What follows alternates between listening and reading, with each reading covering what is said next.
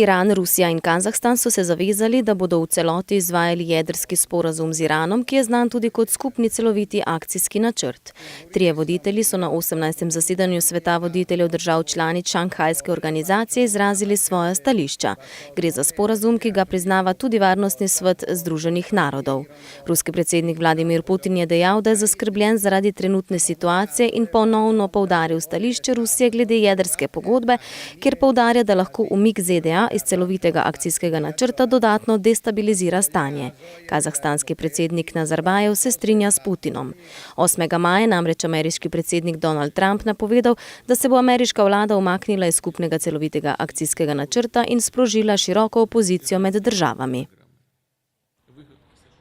V ponedeljek so francoski kmetje kot del tridnevnega protesta nad načrti, da bi Totalu omogočila uvoženo palmovo olje v biogorivu, blokirali dostop do naftnih skladišč in vsaj 3 rafinerij blata in lesa.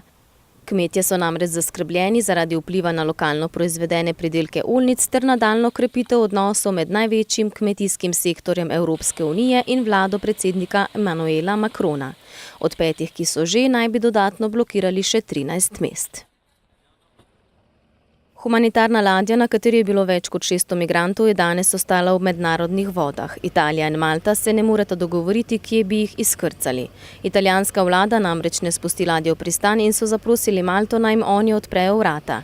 Malta je zahtevo preslišala, saj pravijo, da nimajo nič z reševalno akcijo. Tako se je odprla možnost za diplomatski razkol med dvema zaveznicami Evropske unije. V zadnjih 5 letih je z ladjami iz Afrike prispelo v Italijo več kot 600 000 migrantov.